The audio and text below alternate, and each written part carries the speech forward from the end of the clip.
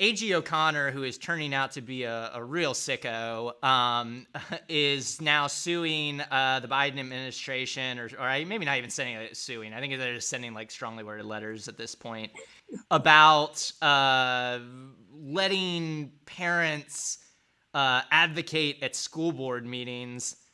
Um, Parents who advocate for their children at school board meetings in a nonviolent way are heroes and are necessary to improve our schools. To call them domestic terrorists, which very skeptical that actually happened, is bullying by the Biden administration. I'll be honest, I don't get too much into this stuff because it's such bullshit and just like stupidity. But what I love the most about this is my guys literally signed a law making it illegal to protest or disrupt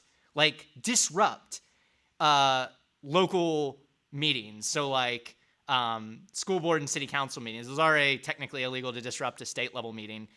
He added school board and city council meetings. Now that law was targeted at Black Lives Matter protesters, people protesting police violence, folks protesting our, gulag of a county jail.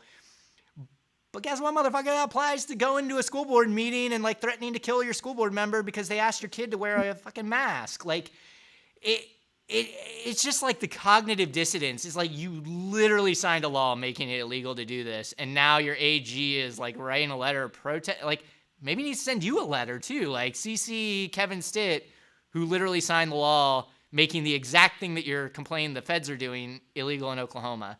I mean, it's just a basic idiocy of government. And like, funny enough, when anti-mask protesters rolled up at Oklahoma City Council, David Holt like flat out said, like, if you disrupt this, you will be removed. Like, he wasn't even like, because that's the law, and it went into effect immediately. So yeah, I mean, I don't know. I guess this is a big deal on the right. I mean, Jackson Lemeyre's pulling 24% of the vote according to recent polling. Like, I guess a quarter of the Republican electorate gives a shit about this, but just, I mean, talk about like what's going to lure people to your state, like filing protest letters to go after psychos that protest your school board meeting, or maybe investing in schools and protecting kids from COVID.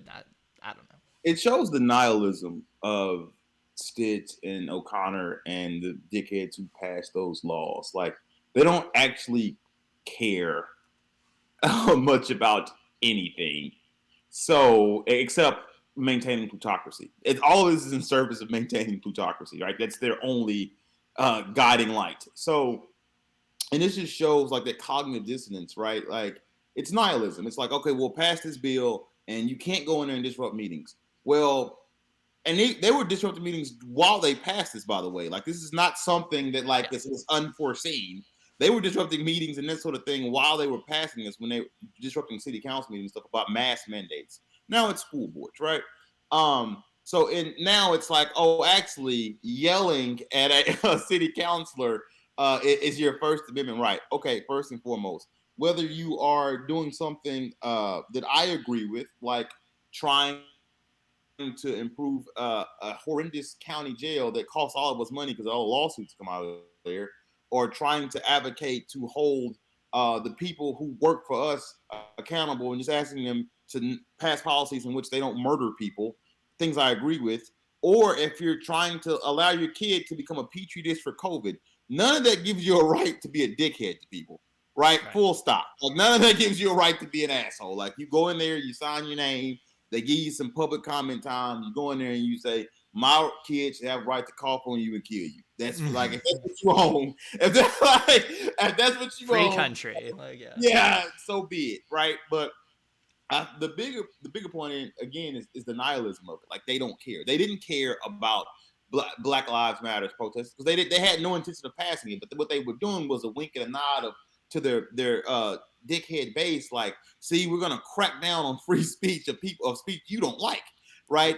But the speech you do like, and we're gonna fight for your right to say it. And it gets down to like how they motivate their base to maintain their plutocracy, which is in group, out group. It's not about actual First Amendment principles, or which the small government, quote unquote, conservatives, it's like, we can't infringe on your First Amendment right. That's never what it's been about. It's always been about We want to maintain a First Amendment right for us. But if you want to have a First Amendment right, we not cool with that. Right? And that's what their base has always been about. It's rights for us and not anyone else. That's the point of it. Thanks for watching our video. Please give it a like and hit that subscribe button for more content. If you want to engage with us, follow us on Facebook, Twitter, Twitch, and Instagram.